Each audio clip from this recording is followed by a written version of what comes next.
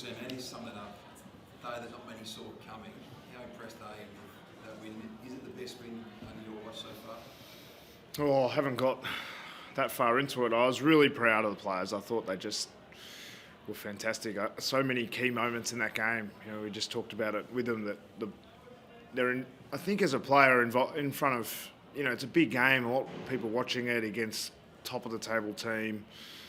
We just had so many key moments that players stood up in, and I think I was so proud of the leadership of the players and everything that they did in so many of those moments. And I mean, the most obvious one is the captain and James Sicily, and he just controlled the back half of the ground completely. And he was just, his whole year has been like that. Just more people have seen it today. But he's been just phenomenal for us. I think Will Day through the middle of the ground and Dylan Moore in the front half. You've got these three guys who, it's not just them every week, but the way that they are able to lead their lines and make sure that everyone is on the same page consistently throughout the game.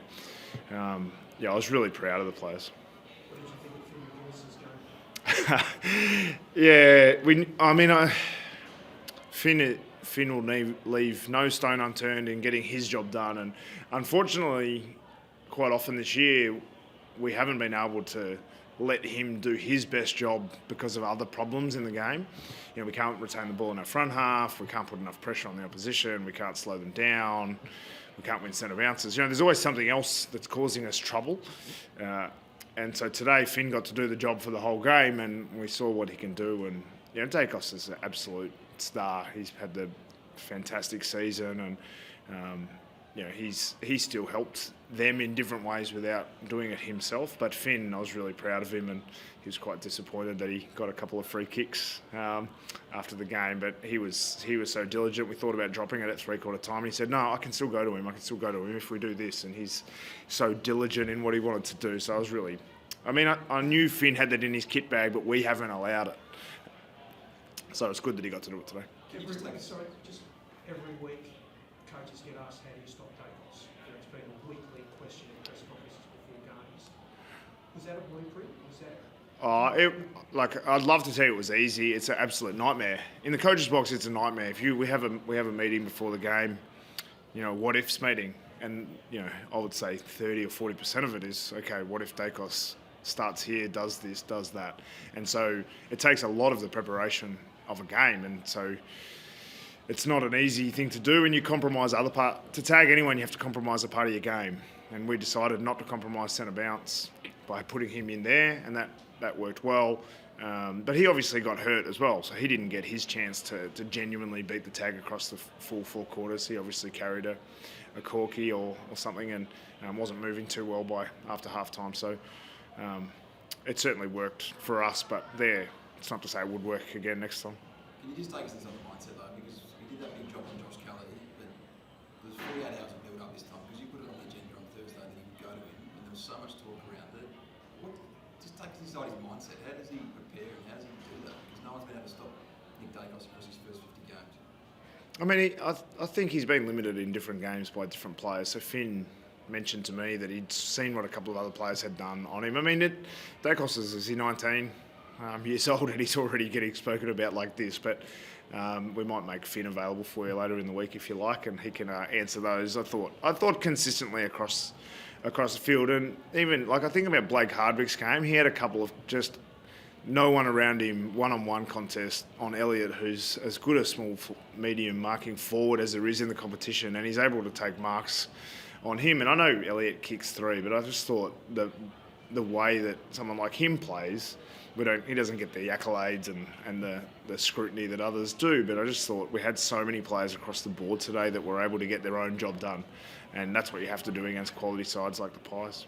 In the third quarter, there was a moment Bill Discipline, we gave away the double goal, Daicos free kick, but you still managed to kick your way clear when it seemed like the Pies were coming back. Is that sort of a sign that the group's maturing a bit to be able to handle a situation like that?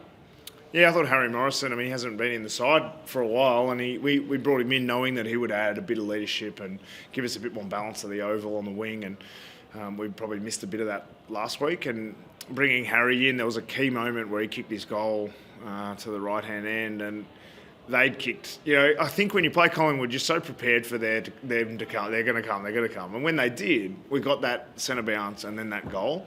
And so Harry's 24, I think, and you know he's played sort of 80 games. And when you have a little bit more maturity, and that's the blueprint that we're looking for. You know, we looked at the side today, and so many players stood up, and Harry was one who's been on the peripheral for a while now, and he comes in, plays, has that moment. He also had a fantastic tackle on the boundary line.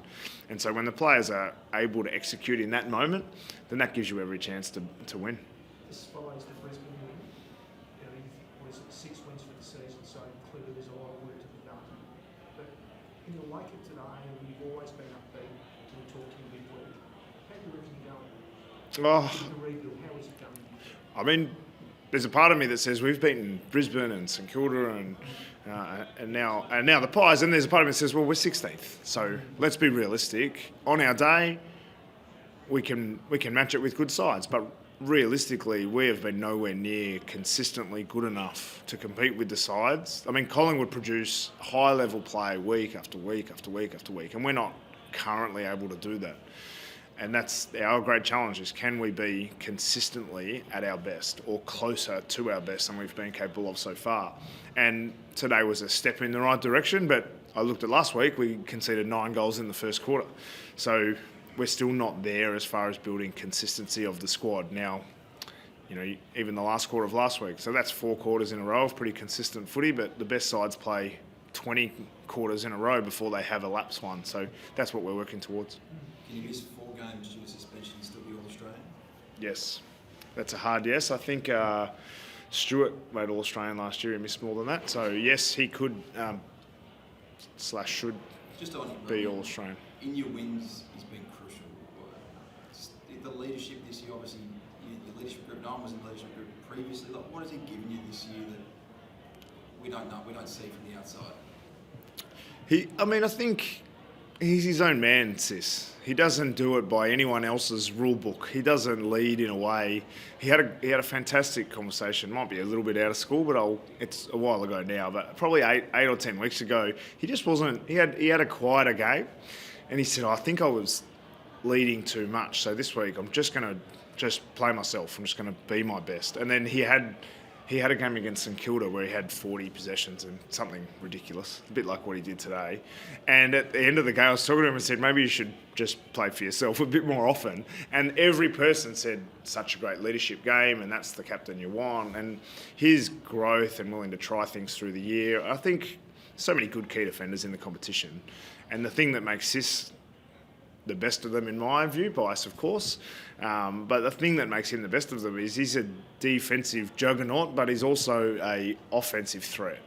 Like offensively, he's going to cause other team a lot of trouble. So that double-edged sword when you're playing against someone like James Sicily is difficult for opposition in the same way that it's really difficult to play against Daicos because you have all these things that you have to do and you have to worry about, and James won his battle today. What about the guy that was at the MCG for the first time as a player today, Brandon Ryan? Do you believe what he's doing? I mean, this is a guy that hadn't played VFL at the start of the year. He's kicked 3 goals against the Premiership favourites. I mean, where's it come from? Did you see him doing this when you drafted him 3 months ago? Yeah, I mean, before the draft, I could see. I think there's something about that big, awkward guy that's quite a tough matchup. And I think he kicked 3, but he also tapped that one down. I think if we rewatch that, he was quite deliberate in his little tap down to Luke Bruce for his goal as well. And he's got some footy smarts. He's been around. You know, he's 25 years old. You watch him in the locker room, in the change rooms. He's quite disappointed with his. He doesn't know why he's doing this celebration because his arms are so skinny. But I think when we see him at training, quite often he does something uncanny, unlikely, and when you convert that into AFL, I mean, he's doing some things that a second gamer does, which he'll improve, but he's also got some things in his kit bag that you can't teach. And, he's an exciting player. He's having a great time out there. Just the centre bounce demolition you had today, if you hadn't had that quarter against the Saints last week, was that the sort of wake-up call the midfield needed to produce a dominant performance like this? I think our midfield has been consistent.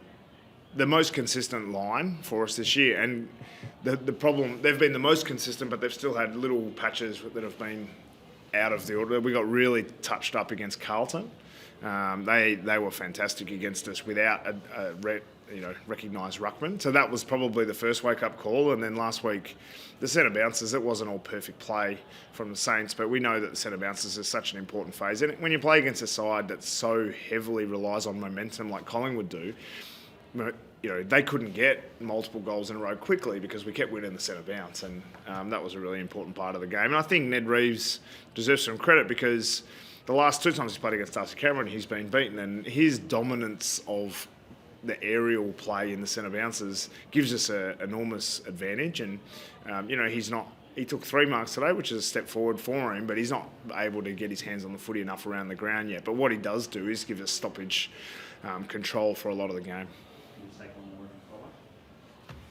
Any injury concerns? Seamus popped his finger, I think. Might have even popped 2 fingers, but no, we moved Dacos into the back half and decided to sub him out because we had too many defenders. So I didn't see any injuries concerns, but I haven't got an update yet. Thanks, guys. Thank you.